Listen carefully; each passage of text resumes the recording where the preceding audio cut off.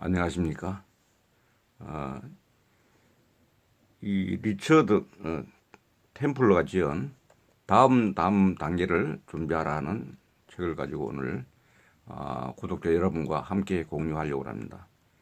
이 책은 미래의 CEO를 위한 10 곱하기 10의 그 성공 법칙이라 이렇게 합니다. 이 10 곱하기 10은 뭐냐면은 큰 10가지 주제에 대해서 각각의 주제에 대해서 10가지의 세부 원칙을 정하고 있는 거의 완벽한 준비라고 볼 수 있겠습니다. 여러분, 진정으로 성공하고 싶다면 남들과 달라야 한다 했고, 당신이 정말 성공하기를 원한다면 자신의 일을 잘하는 것만으로는 충분하지 않다. 다음 단계를 위한 준비는 남들도 다 한다. 당신은 다음 단계를 준비해야 한다. 이렇게 리처드 템플러는 이야기하고 있습니다. 그래서 준비를 일반적으로 준비하는 사람의 더 깊이와 그 앞을 내다보고 이렇게 준비를 해서 보면 완벽한 미래 CEO를 위한 지침서에 해당되는 세부 사항들을 정하고 있는 책이라고 봤습니다. 그래서 저는 이 책 한 권이면은 다음 단계를 준비해서 미래의 조직의 최고 경영자가 되는데 거의 부족함이 없는 준비가 될 것이다는 확신을 가지고 이번 이 성공 법칙에 관한 지침서를 자신 있게 소개하려고 합니다. 여기 머릿말에 보면은 사람들은 자신의 일을 정말 잘해야 한다. 했고, 자주 실수를 저지르는 사람이나 게으른 사람 또는 반사회적 이상 성격을 지닌 사람에게는 미래가 없다. 하지만 리처드 템플러는 자신의 일을 더 잘할수록 조직 내에서 더 빨리 승진할 수 있다고 결론 짓는 암묵적 논리에 대해 결점을 꼬집어내고 있다. 템플러는 우리가 두 가지 일을 하고 있으면서도 대부분은 그중 하나만을 의식하고 있음을 지적을 한다. 그러니까 당장 눈앞에 있는 일만을 의식한다는 얘기입니다. 내가 처음 이 책의 법칙들을 체계화하기 시작한 것은 오래전 부부 매니저로 일하던 때였다. 그때에 이제 그 당시에 컨설턴트는 매니저의 걸음걸이를 간파하고 있었다고 합니다. 그 자기가 그 최고의 자리까지 올라갈 수 있는 어떤 기회가 있었는데 그런 부분이 좀 부족한 부분이 있어서 자기가 되지 않고 다른 사람이 됐는데 그 사람은 말하자면은 이 걸음걸이 관찰에 많은 시간을 보내게 되면서 그 걸음걸이에 대한 평가를 통해서 자기는 1차 일단 실패를 하고 다른 사람이 그 자리에 차지하게 되는 그런 사례를 얘기하고 있습니다. 그래서 여기 보면은 걸음걸이 관찰에 많은 시간을 보내게 되면서 나는 매니저의 복장과 화법, 행동에도 스타일이 있음을 깨닫게 되었다. 내 일을 잘하고 경험이 많다는 것만으로는 충분하지 않았다. 나는 다른 사람보다 나아 보여야만 했다. 걸음걸이뿐만이 아니었다. 이렇게 얘기합니다. 그래서 여기 서문에는 한 걸음 앞서가라 했고 자신의 일을 완벽하게 하라. 이어서 당신이 얼마나 열심히 일했는지 절대 아무에게도 알리지 마라. 계획을 가져라. 중요한 인물들과 잘 알고 지내라. 이런 부분들을 얘기함으로써 뒤에 나올 여러 가지 법칙들에 대해서 한 번 더 개괄적으로 얘기하고 있습니다. 그러면 이제 우리는 그 법칙들을 의식적으로 실행하게 될 것인데 그리고 그렇게만 한다면은 어떻게 될 것인가? 여기서 나온 거는 승진한다. 동료들과 더 잘 지낸다. 자신에 관해 더 기분 좋게 느낀다. 자신의 일을 좀 더 즐겁게 한다. 자신의 일을 좀 더 잘 이해한다. 상관의 관점을 좀 더 잘 이해한다. 자신과 일에 대해 좀 더 자신감을 갖는다. 부하 직원들에게 모범이 된다. 회사에 좀 더 많은 기여를 한다. 자신의 가치를 인정받고 존경받는다. 주변의 호의와 협력의 분위기가 조성된다.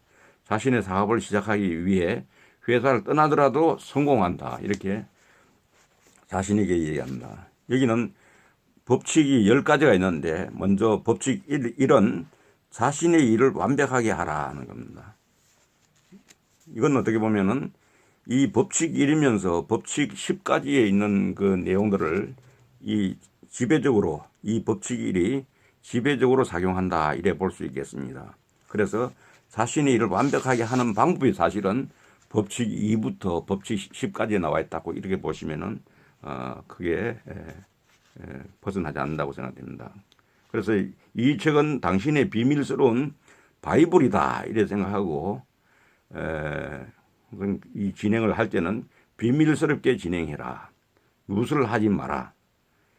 하고 흥분하지 마라. 이런 부분들이 이 설명에 나옵니다. 법칙 1의 첫 번째는 자신의 일을 눈에 띄게 하라는 게 나옵니다. 요청받지도 않은 보고서를 제출하는 행위는 군계 일하게 되는 지혜로운 방법이다. 이렇게 이야기하고 있습니다. 그래서 당신은 아래와 같은 특정한 법칙들을 지켜야 한답니다. 이제 자신의 일을 눈에 띄게 하는 방법 중에서는 보고서는 가끔씩만 제출한다. 보고서가 반드시 효과가 있는 것이 되도록 만들어야 한다. 반드시 눈에 띄는 곳에 당신의 이름을 적으라. 그 보고서를 당신의 상사들 뿐만 아니라 그 상사의 상사까지도 보도록 만들어라. 반드시 보고서 형식이어야 하는 것은 아니다. 그것은 사보에 실리는 기사 형태가 될 수도 있다. 이렇게 합니다. 법칙 1의 두 번째는 결코 가만히 있지 말라는 겁니다. 구르지 않는 돌에는 이끼가 끼듯 움직이지 않는다면 발전도 없을 것이다. 당신은 움직이기를 좋아해야 한다. 그러지 않을 경우 한 곳에 너무 오래 머문 나머지 당신은 그 자리에서 뿌리를 내리게 될지도 모른다.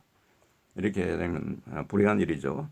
이상적인 세계에서라면은 법칙의 그 선수는 점심시간까지 맡은 일을 다 마치고 오후 시간은 자유롭게 보낼 것이다. 이렇게 되어 있고 신중하게 자원하라 이렇게 나온 게 있습니다. 어떤 일이든 자원하고자 손을 들기 전에 매우 신중하게 생각해 보아야 한다. 다음과 같은 여러 가지 자문을 해보자.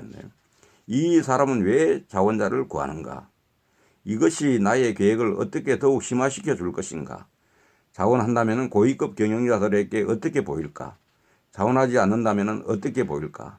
이 일은 아무도 하고 싶어 하지 않는 3D에 해당하는 일인가? 이 사람은 정말 나의 도움이 절실하게 필요한 것인가? 1법칙 4에는 자신만의 특수 분야를 개척하라. 그래 이게 대체 불가능한 특수 분야를 개척함으로 해서 그게 이니시어티브를 잡으라는 그런 내용이 되겠습니다. 다른 상사들이 당신 아이디어가 훌륭하다고 생각한다면 당신의 상사 역시 그 생각을 따를 수밖에 없게 된다. 1법칙 5에는 약속은 적게 결과는 기대에 넘치게 합니다. 이건 우리가 약속을 남발하는 것은 좋지가 않은 것이죠. 그 대신에 결과에 대해서는 우리가 기대에 넘치게 함으로써 서프라이징한 어떤 우리가 결과를 기대할 수 있어야 한다. 그 사람이 하면은 뭔가 놀랄만한 결과, 기대에 충분히 만족하는 결과가 나온다는 이런 믿음을 주는 것이 필요하다는 거죠. 1법칙 6에는 남들이 모르는 중요한 정보를 소유하라. 당신의 결정이 어떤 것이건 간에 그것은 반드시 다음과 같은 성격을 지녀야 한다 하겠습니다. 관련성이 있어야 한다. 이슈가 될 수 있어야 한다. 흥미로워야 한다는 이 세 가지 조건입니다. 100% 헌신하라 한 부분에서는 법칙의 선수가 된다는 것은 다른 어떤 동료보다 훨씬 더 열심히 일해야 한다는 사실을 의미한다. 당신은 정말 100% 헌신적이어야 한다. 헌신성 없이 일을 시도한다면 준비 부족으로 나가 떨어지게 될 것이며 침착하고 자제력 있어 보이기는커녕 멍청하게 보일 위험마저 있다 했습니다. 그래서 당신은 조심스럽고 헌신적이고 주의 깊고 예리하고 준비성 있고 각오가 굳고 신중하고 조심성 있고 빈틈 없어야 한다. 이렇게 그 100% 헌신을 표현하고 있습니다. 일법칙 8번째는 지금 하고 있는 일을 즐겨라. 직장에서 즐겁게 지내는 것과 일이 즐겁다고 깨닫는 것은 같지 않다. 일이 즐겁다는 것은 자신이 하는 일에 자부심을 갖고 도전을 즐겁게 받아들이며 낙관적인 태도와 열정으로 매일을 기다리는 것이다. 그러나 직장에서 즐겁게 지낸다는 것은 일은 많이 하지 않으면서 수다를 늘어놓고 동료들이 일을 못하도록 하고 오후 내내 샴페인을 마시는 것을 의미한다. 그런 얘기입니다. 자신의 일이 즐겁다고 말하는 것은 전혀 부끄러운 일이 아니다 했습니다. 일법칙 9번째는 올바른 태도를 개발하라. 올바른 태도는 다음의 2가지이다 했습니다. 첫째는 경영자들의 편에 서서 정책 결정을 그들의 관점으로 보라. 둘째는 완전하고 헌신적인 법칙의 선수가 되는데 몰두하라. 즉 넘버원을 경계하라. 그게 바로 당신이다 했습니다. 일법칙 10번째는 당신이 얼마나 열심히 일하는지 절대 아무에게도 알리지 마라 합니다. 이것은 대담한 법칙의 선수들이 갖고자 하는 종류의 이미지다. 즉 유쾌하고 태평하고 느긋하고 나른하고 절제 있고 매우 침착한 태도의 이미지다. 여기에 이 법칙에는 다음과 같은 몇 가지 룰이 있다 했습니다. 결코 데드라인 연장을 요청하지 마라. 결코 도움을 청하지 마라. 당신이 얼마나 많은 일을 해야 하는지에 관해 결코 한탄하거나 불평하지 마라. 단호해지는 법을 배워라. 진땀 흘리며 일하는 모습은 결코 보이지 마라. 일의 부담을 줄일 수 있는 방법을 끊임없이 찾아라 했습니다. 이번엔 이 법칙이입니다. 법칙이는 항상 남의 판단을 받고 있다는 점을 명심해야 된다는 겁니다. 우리의 모든 면을 보면서 사람들은 많은 것을 판단한다. 옷 입는 방식, 소유한 차종, 휴가 장소, 말한 태도와 걷는 자세, 점심 메뉴 등 모든 면이 우리를 판단하는 척도가 된다 했습니다. 법칙 2의 첫 번째는 옷을 잘 입으라 했습니다. 좀 이상한 것 같지만은 옷을 잘 입으라는 말은 정확하게 말해서 복장을 제대로 갖추라는 의미가 된다 했습니다. 싸구리를 입거나 부주의하게 입는 데에는 변명의 여지가 없다 했습니다. 여기도 보면은 다음과 같은 최소한의 금기 법칙은 여전히 적용된다고 할 수 있다는데, 금기 법칙에 해당되는 것은 운동화 금지, 청바지 금지, 하와이풍 의류나 기타 화려한 스타일의 셔츠 금지, 단추를 대신하는 그 벨크로, 일종의 접착천입니다. 벨크로, 최신식 장신구나 패션, 극단적인 스타일이나 파격적 예술성을 나타내는 스타일 금지예요. 어떤 형태로든 오토바이를 타고 다니는 사람으로 보이는 동안에는 승진할 수 없었다는 그 여기 내용이 그런 글이 있습니다. 법칙 2의 두 번째는 항상 미소를 지어라 했습니다. 일단 당신의 미소가 진짜이고 진정한 행복과 친근함에서 나오는 것이라고 가정하자. 이제 당신의 미소를 개선하고 리허설하고 좀 더 훌륭하게 만드는 것이 합리적일 것이다. 그러나 우선 미소가 있어야 한다. 일단 미소가 있다고 가정하고 시작하자. 미소를 개선하기 위해 파트너나 친구에게 자신의 모습을 비디오에 담아달라고 부탁하기가 민망하다면 당신 혼자서 그 일을 해야 한다. 미소를 개선하기 위해서는 한쪽 입술이 기울어지게 희죽 웃는 행동은 반드시 고치도록 하라. 치아도 너무 많이 보이지 않도록 하고 자신의 모습이 반드시 행복하고 정직해 보이도록 해야 한다. 정말 잘하게 될 때까지 계속 연습하라 했습니다. 법칙 2의 세 번째는 힘있고 완벽하게 악수하는 방법을 익혀라 했습니다. 어떻게 해야 당신의 악수 태도를 향상시킬 수 있을까? 힘있게 악수하라. 당신은 두 손을 이용해 힘있는 악수를 할 수 있다. 한 손으로 상관, 동료, 고객의 손을 잡고 다른 쪽 손으로는 악수하는 손을 힘있게 감싸는 것이다. 하지만은 너무 힘을 주어 손가락이 아플 정도가 되면 안 된다. 악수를 잘하는 사람이란 악수를 적절하게 잘할 뿐만 아니라 먼저 손을 내미는 사람이기도 하다. 이런 사람들은 자신의 이름을 밝힘과 동시에 손을 내밀어 자신감을 발산한다. 전체적으로 강인한 분위기를 풍긴다. 또한 이들은 상대의 눈을 똑바로 쳐다보며 그 이름을 다시 한번 불러준다. 사람들은 남이 자기 이름을 불러주는 것을 아주 좋아하기 때문이다. 뿐만 아니라 그렇게 함으로써 상대의 이름도 더 잘 기억할 수 있다. 법칙 2의 네 번째, 자신감과 에너지를 발산하라 했습니다. 아침에 출근해서 사무실을 가로질러 갈 때 당신의 걸음걸이는 스프링이 달린 듯 경쾌해야 한다. 이렇게 하면은 자신이 매우 자신감과 에너지를 가진 사람으로 이렇게 자타가 인정하게 된다는 얘기가 되겠습니다. 법칙 2의 다섯 번째는 눈에 띄는 자신만의 스타일을 개발하라. 고전적이고 시대를 초월하는 품위 있는 스타일 말이다. 당신이 스타일을 하나 선택하고 싶다면 다음에 여러 가지 옵션 중에서 고를 수 있다 했습니다. 하나의 스타일을 선택해 그것으로 유명해져라. 늘 검정색 옷이나 더블 상의 또는 아르마니 옷만 입어라. 또는 고급 핸드백이나 서류 가방을 들고 다녀라. 자신만의 트레이드 마크가 될 만한 이복 스타일을 개발하고 그것을 고집하라. 자신이 살 수 있는 한도 내에서 최고급 물건만 사라. 꼭 끼는 옷을 절대 입지 마라. 모자란 것이 차라리 낫다. 귀금속 음료 착용을 자제하라는 그런 얘기입니다. 화장을 하는 타입이라면 자신에게 어울리고 멋지게 보이는 화장법만 고수하라. 캐주얼하게 입기보다는 늘 성장을 하라.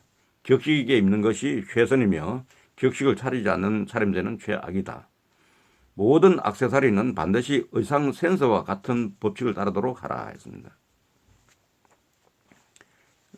법칙 2의 여섯 번째는 몸치장에 신경 써라. 이건 앞에와 거의 같은 흐름입니다만 여기서 구두를 잘 닦고 수선해 놓았는가, 옷은 다림질을 잘 했는가, 깔끔한가, 방금 샤워를 마치고 향수를 적당하게 뿌렸는가, 헤어스타일은 깔끔한가, 남자는 면도를 한다, 여성들은 화장을 한다, 치아는 치료를 잘 받은 깔끔한 상태여야 한다, 손톱은 깔끔하고 여성의 경우에는 새로 매니큐어를 바른 상태여야 한다, 손은 깨끗한지 점검한다, 코털이나 귀 속 털을 잘 손질하여 제거했는가, 만일 당신이 담배를 피우거나 커피를 많이 마신다면 치아가 누렇게 변색되지 않았는지 반드시 점검하고 흡연자는 손도 점검한다.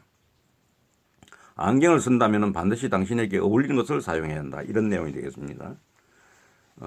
법칙 2의 일곱 번째는 매력적인 사람이 되어라 하는 부분이 있습니다. 잘생긴 사람들이 운이 좀 덜 좋은 사람들보다 잘 나간다는 것이다. 잘생긴 사람들은 일을 좀 덜 해도 성공할 수 있다. 그렇다면 무엇이 사람을 매력적이고 잘생겨 보이도록 만드는 것일까 하는 질문을 합니다. 걸음걸이는 중립 자세에 자신감과 안정감이 있어야 한다. 악수 역시 마찬가지다. 당신에 관한 모든 것이 활기차고 개방적이며 유쾌하고 자신감이 있어야 한다. 이런 것이 매력인 것이다. 당신은 몸단장에 흠이 없어야 하고 옷에 대한 감각에 뛰어나야 하며 스타일은 색다르면서도 부드러워야 하고 전체적인 몸가짐은 당당하고 걸출해 보여야 한다. 이것이 바로 매력인 것이다. 이겁니다. 당신이 하지 말아야 할 것은 맥 빠진 걸음걸이, 슬럼프, 변변치 못해 보이는 태도 이런 겁니다. 당신이 해야 할 것은 매력적으로 보이지 않을 만한 것 중 교정이 가능한 것은 모두 교정한다. 예를 들어 사마귀, 구취, 누렇게 변색된 치아, 나쁜 시력 등이다. 절대 눈을 가늘게 뜨고 사람을 쳐다보지 마라. 도수가 잘 맞고 당신에게 어울리는 안경을 써라 했습니다. 법칙 2의 여덟 번째, 초연하라 했습니다. 초연하란 말은 이게 영어로는 cool인데 초연하다는 것이 어떤 것인지 잘 모르겠다면은 워드 프로세스에 초연이라는 단어를 타이핑해 보라. 그런 다음 사전에서 반대말을 찾아서 이걸 정리하면은 따라서 우리가 되기를 원하는 건 다음과 같은 것들이다 했습니다. 덥지 않다, 땀나지 않은 것을 생각하라. 흥분하지 않는다. 허둥대지 않는 것을 생각하라. 유행에 뒤지지 않는다. 이것은 유행을 따른다는 말과는 다르다. 오히려 시대를 초월하여 세련됨을 의미하므로 유행을 따른 것과는 완전히 다르다. 법칙 2의 9번째는 말을 잘하라 했습니다. 말을 잘한다는 것은 명확하고 효과적으로 정보를 전달하는 의미가 된다 했습니다. 어떻게 말하는지는 중요하지 않지만은 명확하게 말하는 것은 매우 중요하다. 말을 명확하게 한다는 것은 말 그대로 명확히 한다는 것이다. 당신이 피해야 할 말들은 이런 것들이 있다.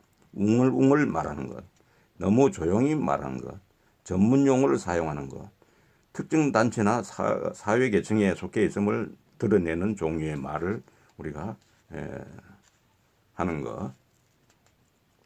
말을 잘하기 위해 당신이 기억해야 할 중요한 4가지는 쾌활하라, 명확해라, 싹싹해라, 간결해라. 이 4가지가 되겠습니다. 이 법칙 10번째는 글을 잘 써라 했습니다. 우리가 당신이 쓴 글의 내용, 당신의 글씨체를 보고서 사람을 판단하게 된다는 겁니다. 만일 당신이 그 핸드라이팅, 손으로 글씨를 쓴다면은 많이 사용한다면은 다음과 같이 해야 한다. 알아볼 수 있도록 쓴다. 깔끔하게 쓴다. 맵시 있게 쓴다. 성숙한 글씨체로 쓴다. 일관성 있게 쓴다. 여기 사인이 나오는데 사인은 항상 크게 하라는 것이다. 큰 사인은 큰 사람을 의미하기 때문이다. 이런 말도 나옵니다. 법칙 3에 들어갑니다. 법칙 3에서는 계획을 가져라 하는 얘기입니다. 당신은 자신이 어디로 가고 있는지 아는가? 모르고 있다면 아마도 당신은 결국 어느 곳에도 도달하지 못하게 될 것이다. 법칙을 잘 따르는 사람들은 자신이 어디로 가고 있는지 정확하게 알고 있다. 이렇게. 법칙 3의 첫 번째는 자신의 장기 계획이 무엇인지 알고 있으라. 장기 계획. 법칙 3의 두 번째는 자신의 단기 계획이 무엇인지 알고 있으라 했습니다. 이 계획을 잡는 등의 여유를 이제 가지고서 한번 보면은 1개월짜리 단기 계획에는 현재 진행 중인 작업 프로세스의 리스트, 즉 마감일, 작업의 우선순위, 기본적인 일상 업무 등이 포함되어 있어야 한다. 이것은 이를 실행하기 위한 계획이다. 1개년 계획은 조직 중이거나 계획 중이거나 제한 중인 프로젝트들을 포함하고 있어야 한다. 이 계획은 이를 실행하기 위한 것이라기보다는 계획 중인 일을 위한 것이다. 5개년 계획은 아이디어, 꿈, 목표, 소망, 필요 등을 위한 것이어야 한다. 이는 당신이 미래에 실행하고자 하는 일을 위한 것이다. 장기 계획에는 그 생애의 진로가 포함되어 있을 것이다. 그리고 5개년 계획에는 장기 계획 수행에 필요한 모든 단계가 담겨 있어야 한다. 나는 이 3개의 단기 계획을 위해 개별적인 3가지 기록을 가지고 있다. 그렇게 얘기합니다. 여기서 얘기한 것은 이제 1개월 계획은 책상 위 클립보드에 있는데 한 장의 종이의 마감일, 응답할 전화, 해야 할 일 등을 박스 표시의 목록으로 작성해 놓았다. 마치 달력처럼 보이기는 하지만 날짜가 적혀 있지 않다 했습니다. 나의 1개년 계획은 벽에 붙어 있다. 하고 싶은 일을 적는 거고, 그 다음에는 이제 여기 또 해야 할 일들을 또 적는 게 있다. 그 다음에 승진 체계를 연구하라. 승진 체계. 자신의 분야에서 도달할 수 있는 가장 높은 자리를 바라보라. 이제 가장 낮은 직위를 보라. 그것도 표시를 하라. 그 사이의 모든 단계를 구상하라. 자신의 위치를 표시하라. 그곳에 도달하는 데 필요한 단계를 목록으로 작성하라. 이게 승진 체계를 연구하라는 데 구체적인 사항으로 나와 있습니다. 그 다음에 행동 방침을 개발하라. 면밀한 행동 방침을 개발한 것은 배우가 자신의 역할을 선택하고 대본을 연구하는 것과 비슷하다. 당신의 행동 방침은 자신이 어떤 사람이 될 것인지에 관한 것이어야 한다. 이렇게 얘기했습니다. 그 다음에 목표를 정하라. 직장생활의 모든 분야에 대해 목표를 세우고 그것을 이용하라. 그렇게 하는데 겨우 몇 초의 시간이 필요할 뿐이지만 다음과 같은 점들을 밝히는 데 상당히 도움이 된다 했습니다. 무엇이 잘못되었는가? 잘못된 점에 대한 해결책, 잘못된 점을 수정하는 데 필요한 조치, 그런 문제의 재발을 예방하는 방법, 이런 것들을 우리가 발견하는데 도움이 된다 아닙니다. 목표를 정하지 않는다면 성공이나 승기는 거의 불가능하다는 게 박스에 나와 있습니다. 그다음에 자신의 역할을 파악하라입니다. 메레디스 벨빈 박사는 사람들의 강점을 향상시키기 위해 팀워크의 본질 연구에 20여 년을 보냈다고 합니다. 그리고 뚜렷하게 구별되는 9가지의 팀 역할을 밝혀냈다고 합니다. 여기 보면 공장에 있는 사람들은 그 역할들이 독창적인 사고자들이다. 자원 연구자들은 창의적인 사람들이다. 코디네이터는 매우 원칙적이고 자제력이 강한 사람들이다. 구성자는 업적 달성 지향적이다. 모니터 평가자는 분석하고 균형을 잡고 저울질한다. 팀워크는 어떤 사람들을 지원하면서 협조적인 태도로 임한다. 실행자는 훌륭한 조직 능력을 갖추고 있다. 완성자는 세부 사항을 점검한다. 전문가는 전문 기술을 습득하는데 전념한다. 그러므로 극도의 전문성을 띠고 있다. 추진력과 헌신적인 태도를 가지고 있다는 기본적으로 당신의 역할이란 그 팀에 조화되는 것이다. 그렇다. 우리는 모두 팀 플레이어이다. 그러므로 우리는 이 시대에 적응하며 살아야 한다. 했습니다. 자신의 강점과 약점을 파악하라. 이게 우리가 흔히 이야기하는 스와트 분석을 이야기합니다. 강점과 약점을 파악하라. 이 법칙은 자신의 강점과 약점을 아는 것에 관한 법칙일 뿐 그런 점들을 개선하거나 제거하거나 해결하거나 어떤 방법으로든 바꾸기 위한 법칙은 아니다고 이야기합니다. 당신은 약점을 좀 더 잘 이용할 수 있을 것이다. 그렇게 된다면은 약점은 강점이 될 수 있다. 이것에 관해 잘 생각해 보라. 이랍니다. 그 다음에 중요한 시기와 사건을 간파한다. 중요한 시기와 사건을 간파하라. 코브라에게는 파워와 독과 에너지가 많다. 그러나 코브라가 공격하는 것을 자주 볼 수는 없다. 그런 경우는 드물다. 코브라는 모든 파워와 에너지를 다음과 같은 경우에만 사용한다 했습니다. 적절한 때, 의미가 있을 때, 유리할 때, 이득이 될 때, 필요할 때, 중요할 때입니다. 코브라는 위험에 처하거나 먹이가 필요할 때 공격한다. 그 외의 경우에는 코브라가 그곳에 있는지조차 알 수 없으며 또 코브라처럼 보이지도 않는다 했습니다. 그래서 그런 얘기가 있고, 그 다음 위협을 예견하라. 이 부분도 스와트 법칙에 나오는 겁니다. 위협. 그래서 여기 위협은 매일 모든 곳으로부터 다가온다. 해고, 구조조정, 인수, 악의에 찬 동료, 화를 잘 내는 상사, 새로운 첨단 기술, 새로운 시스템, 새로운 절차 등과 같은 위협들이다. 사실 모든 책이 위협에 대비하라고 쓰고 있으며 대부분의 변화로부터 오는 위협에 관해 이야기하고 있다. 실제로 발생하는 각각의 위협은 성장과 변화를 위한 기회이다. 그 다음에 기회를 찾아라. 이것도 스와트 분석한 결과인데 이 기회를 왔을 때에 당신이 명심해야 할 일은 기회를 알아차린다. 그 기회를 잘 활용한다. 침착하고 초연해진다 하는 겁니다. 그리고 금기사항은 바람처럼 획 지나가는 기회를 알아차리지 못한다. 당황한다. 도에 지나친 행동을 한다. 너무 흥분한 나머지 자신을 멍청이로 만들어버린다. 그래서 기회를 공으로 보는 방법을 익혀라 합니다. 일단 공이 당신 쪽으로 날아오면 그것을 낚아챌 시간은 0.5초밖에 없다. 다시 말하면 기회를 잡을 수 있는 항상 민감한 어떤 센서라든지 귀에 포착을 잘 해야 된다는 그런 얘기입니다. 법칙 4에는 좋은 말을 할 수 없으면 입 다물고 있으라.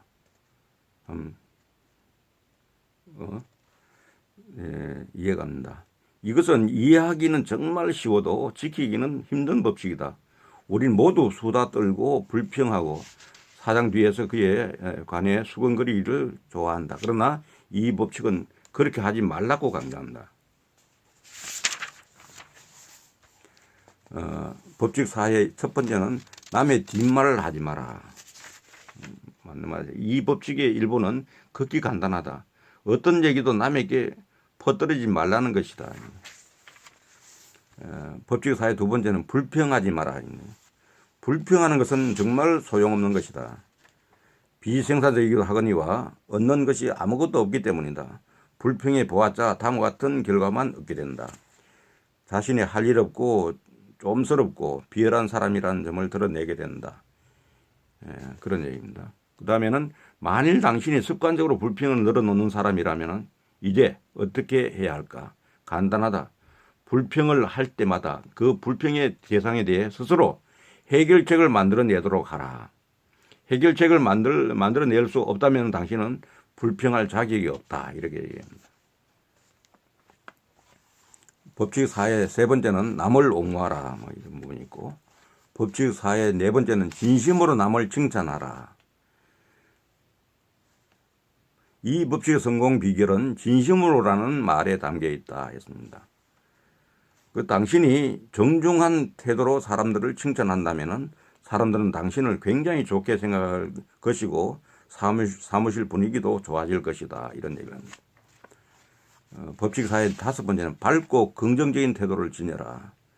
매일 아침 긍정적인 태도로 회사에 출근한다면 스트레스와 문제점, 골칫거리 따위에 전혀 영향을 받지 않는 사람이라는 인상을 주게 된다 했습니다. 밝고 긍정적인 태도를 유지하는 것은 일종의 마술이다. 하지만 처음부터 이것을 믿어야 할 필요는 없다. 그냥 그렇게 하면 된다. 연기하라. 가장하라. 그러니 그렇게 하라. 잠시 후 당신은 그것이 연기가 아니라는 것과 자신이 가장하고 있는 게 아니라는 사실을 깨닫게 될 것이다 했습니다. 그 다음에는 법칙 사회 여섯 번째는 질문하라 했습니다. 질문을 하는 목적은 인기를 얻고 승진 가능성을 높이고 성공하고 완벽하게 좋은 사람이 되고 능률적으로 되기 위해서다 하는 그 얘기를 하고 있습니다. 다음에는 법칙 사회 일곱 번째는 부탁합니다와 고맙습니다라는 말을 사용하라 합니다. 이런 말들은 매우 당연하고 기본적인 것이기 때문에 법칙의 일부가 될 것이라고는 생각하지 못했을 것이다. 미안한 얘기지만은 우리 모두 부탁합니다와 고맙습니다라는 말이 극히 중요하다는 점을 생각할 필요가 있다. 사람들은 이런 말을 충분히 사용하지 않는다. 너무 바쁘고 건망증이 심하기 때문에 이미 그런 말을 한 것으로 받아들여질 것으로 생각한다. 따라서 매번 말할 필요는 없다고 얘기한다. 말도 안 되는 소리다. 이런 말을 하지 않는 것은 정말 매너가 없다는 것이 유일한 이유인 것이다. 인간의 가장 기본적인 예의 범절까지 무시하기 시작한다. 그런 얘기를 하고 있습니다. 그 다음에 법칙 사회 여덟 번째는 욕하지 마라.